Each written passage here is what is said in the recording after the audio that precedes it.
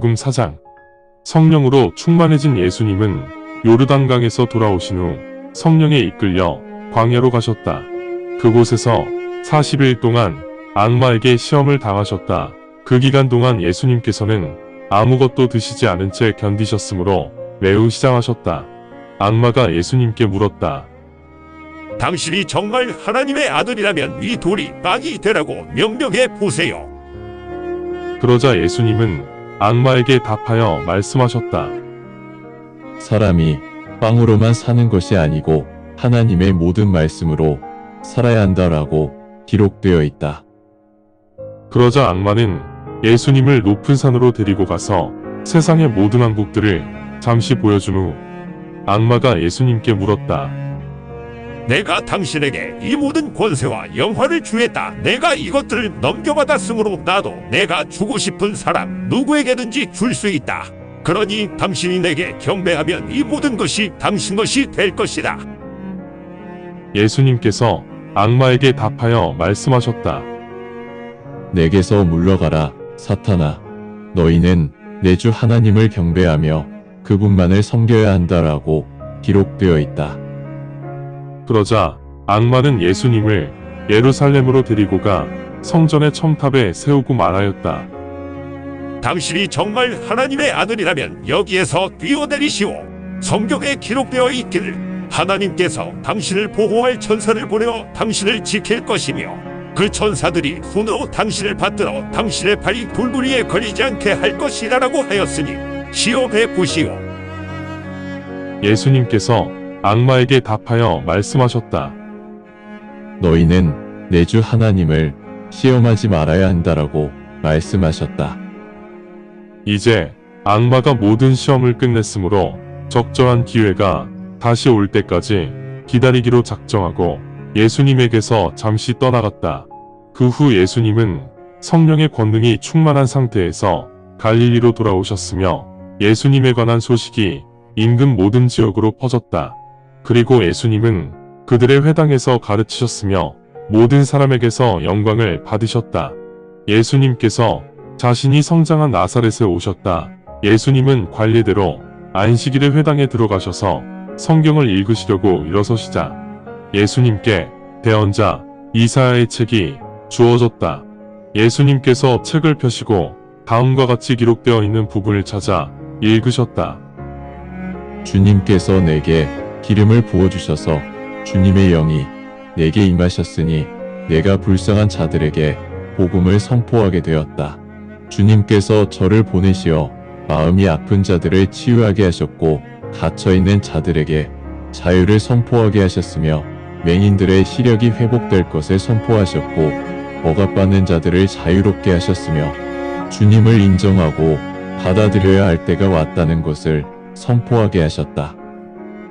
그때 예수님께서 책을 덮으신 후 회당 직원에게 책을 돌려주시고 앉으셨다. 그러자 회당에 있는 모든 사람들의 눈이 예수님을 주시하였다. 예수님께서 그들에게 말씀하시기 시작하셨다. 오늘 이 말씀을 당신들이 들었으므로 이 성경 기록이 실현되었다. 그곳에 있던 모든 사람들이 예수님에 대한 증인이 되었고 예수님의 입에서 거침없이 나오는 은혜로운 말씀에 경탄하면서 말하였다. 이분이 요셉의 아들 아닌가? 예수님께서 그들에게 말씀하셨다. 의사 양반, 당신 병부터 치료하시오라는 속담처럼 가버나움에서 행한 일들에 대해 우리가 들었으니 여기 당신 고향에서도 그대로 행하여 보시오. 라고 너희들은 내게 말하고자 할 것이다. 내가 분명히 너희들에게 말하노니 어떤 대언자도 자신의 고향에서는 존중받지 못하였다. 진실로 너희들에게 말하노니 엘리야 시대에 3년 6개월 동안 하늘이 닫혀 온 땅에 엄청난 기근이 들어 이스라엘에 살고 있는 많은 과부들이 도움을 필요로 하였으나 하나님께서는 아무에게도 엘리야를 보내지 않으시고 시돈 지역의 사렙다에 사는 한 과부에게만 보내셨다. 그리고 대언자 엘리샤 시대에 이스라엘에 많은 나병 환자가 있었으나 아무도 씻음을 받지 못하고 시리아 사람 나아만 한 사람만 씻음을 받았다. 그러자 회당에 있던 모든 사람들이 이 말씀을 듣고 분노하여 일어나 예수님을 마을 밖으로 몰아낸 후 그 마을이 자리 잡고 있는 언덕 끝으로 끌고 가 절벽 아래로 밀쳐 떨어뜨리려고 하였다. 그 순간 예수님께서 그 무리들 한가운데를 통과하여 그곳을 떠나가셨다. 그 후 예수님은 갈릴리 지역의 가버나움으로 내려가셔서 안식일에 사람들을 가르치고 계셨다. 그들은 예수님의 가르침에 경탄하였고 이는 예수님의 말씀에 권위가 있었기 때문이다. 그때 회당에 더러운 악령에 홀린 자가 있었는데 그가 큰 소리로 외치며 말하기를 나사렛 예수님, 우리를 그대로 내버려 두소서. 우리가 당신과 무슨 상관이 있습니까? 당신은 우리를 파멸시키려고 오셨습니까? 나는 당신이 누구이신지 알고 있습니다. 당신은 하나님의 거룩한 분이십니다. 그러자 예수님께서 그 자를 꾸짖으시며 말씀하시기를 조용히 그에게서 나와라 하시자 악령이 그 자를 사람들 한가운데로 내동댕이 치고 나온 후 그 자를 해치지 않고 사라졌다. 그러자 사람들이 모두 경탄하며 말하기를 이 말씀이 도대체 무엇이기에 예수님께서 권세와 권능으로 더러운 영들에게 명령하니 이 영들이 나와서 사라지는가? 인근 모든 지역으로 예수님의 소식이 퍼졌다. 이제 예수님께서 회당에서 일어나 시몬의 집으로 가셨다. 그런데 시몬의 장모가 고열로 아픈 상황이라 그녀를 예수님께 부탁하였다. 예수님께서 옆에서 그녀를 지켜보시며 열병을 꾸짖으시자 열병이 사라졌으며 그 즉시 장모가 일어나 예수님 일행을 시중들었다. 해가 저물어 갈 무렵 온갖 질환을 앓고 있는 병자들의 가족들이 병자들을 예수님에게 데리고 왔으며 예수님께서 그 병자들 모두에게 일일이 손을 얹으시고 치료를 하셨다. 많은 사람에게서 악령이 나오면서 큰 소리로 말하였다. 당신은 하나님의 아들 그리스도이십니다.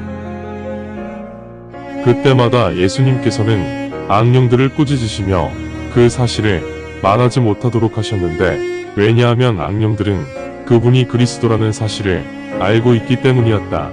이제 때가 되어 예수님은 그곳을 떠나 황량한 곳으로 들어가셨다.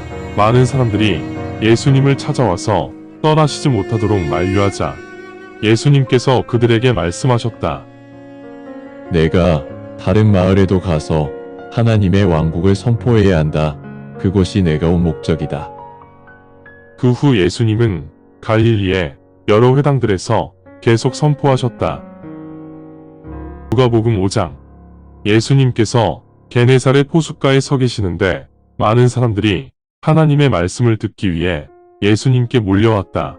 예수님께서는 호숫가에 서 있는 두 척의 배를 보고 계셨으며 어부들은 배에서 내려 그물을 세척하고 있었다. 그때 예수님께서 그중 한 척에 타시고 배를 육지에서 약간 떨어지게 하신 후 배에 앉으셔서 육지에 있는 사람들을 보시면서 가르치셨다. 그 배는 시몬의 배였다. 예수님께서 말씀을 멈추시고 시몬에게 말씀하셨다. 깊은 곳으로 들어가 그물을 내려라. 그러자 시몬이 예수님께 답하여 말씀드리기를 선생님, 우리가 이미 밤새 노력하였는데 한 마리도 잡지 못하였습니다. 그렇지만 선생님께서 말씀하시니 그물을 내리겠습니다. 그들이 그렇게 그물을 내리자 그물이 터질 정도로 많은 양의 고기를 잡게 되어서 다른 배에 있던 동료들에게 와서 도와달라고 신호를 보냈다. 그들이 와서 그물을 함께 올려 두 배 모두 꽉 채웠는데 배가 거의 가라앉을 지경이 되었다. 시몬 베드로가 이것을 보고 예수님 무릎에 엎드려 말씀드리기를 주여, 제게서 떠나십시오. 저는 죄인입니다. 하였다. 베드로와 같이 있던 사람들 모두 그들이 잡은 물고기의 량을 보고 매우 놀랐다.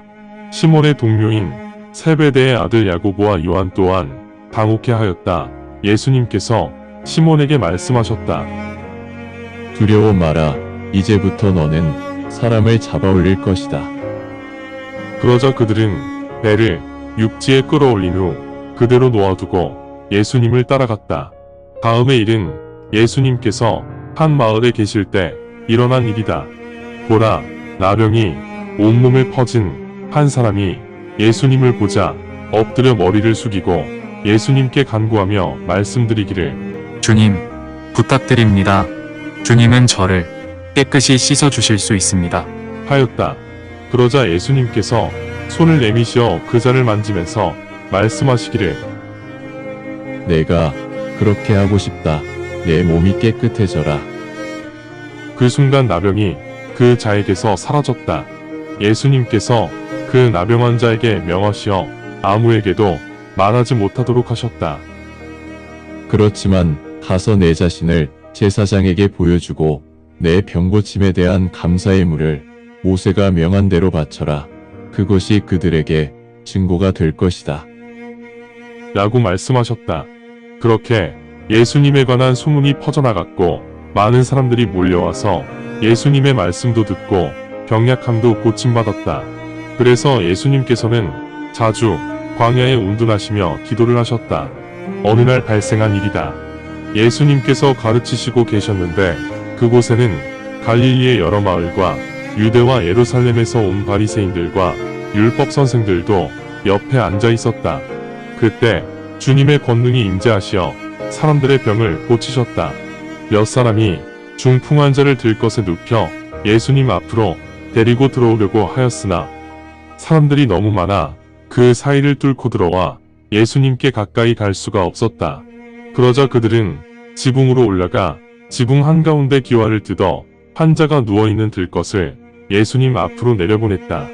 예수님께서 그들의 믿음을 보시고 말씀하셨다. 사람아, 내가 죄사함을 받았다. 그러자 서기관들과 바리새인들이 서로 추론하며 말하기를 이자가 도대체 누구이기에 이렇게 신성모독적인 발언을 하는가? 하나님 외에 감히 누가 죄를 사할 수 있단 말인가? 예수님께서 그들의 생각을 이미 아시고 그들에게 답하여 말씀하시기를 왜 너희들은 마음속으로 그런 생각을 하느냐? 내가 죄사함을 받았다오와 일어나 걸어라 중 어느 것이 더 말하기 쉬우냐? 오직 인자만이 이 땅에서 죄를 용서할 권능을 가지고 있다는 것을 너희가 알아야 할 것이다. 그러신 후 예수님께서 중풍 환자에게 말씀하셨다. 내가 내게 말하노니 일어나 침상을 들고 내 집으로 가라. 즉시 그 환자는 일어나 누워있던 들것을 들고 하나님을 찬양하며 자기 집으로 돌아갔다. 그곳에 있던 사람들 모두 탐복하며 하나님을 찬양하였는데 두려움이 엄습하였으므로 우리는 오늘 정말 굉장한 일들을 보았다라고 말하였다. 이 일이 있은 후 예수님께서 밖으로 나가셨는데 레위어는 이름을 가진 세금징수원이 세무서에 앉아있는 것을 보시고 그에게 말씀하셨다. 나를 따르라. 그러자 그는 모든 것을 그대로 내버려두고 일어나 예수님을 따라갔다. 그 후 레위는 자기 집에서 예수님을 위해 큰 잔치를 열었다. 많은 수의 세금징수원들과 다른 사람들이 예수님 일행과 같이 앉아 있었다. 그러자 그들의 서기관들과 바리새인들이 예수님의 제자들에게 불평하면서 말하기를 왜 당신들은 세금징 수원들이나 다른 죄인들과 함께 식사를 하는가? 예수님께서 그들에게 답하여 말씀하셨다. 건강한 사람은 의사를 필요로 하지 않으나 오직 아픈 사람들은 의사를 필요로 한다. 나는 공의로운 자를 부르려고 온 것이 아니라 죄인들을 회개시키려고 왔다. 그러자 그들이 예수님께 말하였다. 요한의 제자들은 자주 금식하면서 기도하고 바리새인들도 그렇게 하는데 왜 당신들은 금식하지도 않고 먹고 마시기만 합니까? 그러자 예수님께서 그들에게 말씀하셨다. 너희들은 신랑이 친구들과 같이 있는데 그 친구들에게 금식을 시킬 수 있겠느냐? 신랑이 친구들을 떠나는 날이 올 것이며 그때 그들도 금식을 하게 될 것이다. 그러신 후 예수님께서 그들에게 우화를 들려주셨다. 새 옷에서 천 조각을 잘라 낡은 옷에 대는 사람은 없다. 새 천이 줄어들어 낡은 옷을 찢을 것이다. 또한 새 천과 낡은 천은 서로 어울리지도 않는다. 새 와인을 낡은 와인 부대에 붓는 사람도 없다. 잘못하여 새 와인이 낡은 와인 부대를 터뜨리면 와인도 쏟아지고 와인 부대도 망가질 것이다. 오직 새 와인은 새 부대에 담아야 한다. 그래야 둘 다 잘 보존될 것이다. 오래된 와인을 마신 후 그 즉시 새 와인을 찾는 사람은 없다. 이는 오래된 와인이 더 좋다는 것을 모두 알기 때문이다. 감사합니다. 주님의 말씀입니다. 성경을 처음 접하는 분들에게 기존의 한글 성경은 항상 이해하기 어려운 책입니다. 그래서 영어판 NKJV 성경과 여러 주석과 참조문헌을 활용하여 내용을 전달하기 위해 쉽게 풀어 표기하였습니다. 성경을 듣고 읽을 때 주님의 영이 임재하기 원합니다. 택함을 받았으나 그 사실을 모른 채 아직 어둠에서 방황하고 있는 어린 양들이 이 동영상을 보고 들어 주님의 새 언약을 확신하고 소망함으로 하나님의 백성이 되어 주님의 나라에서 영원 무궁토록 권세를 누리며 살기를 간절히 원합니다. 아멘.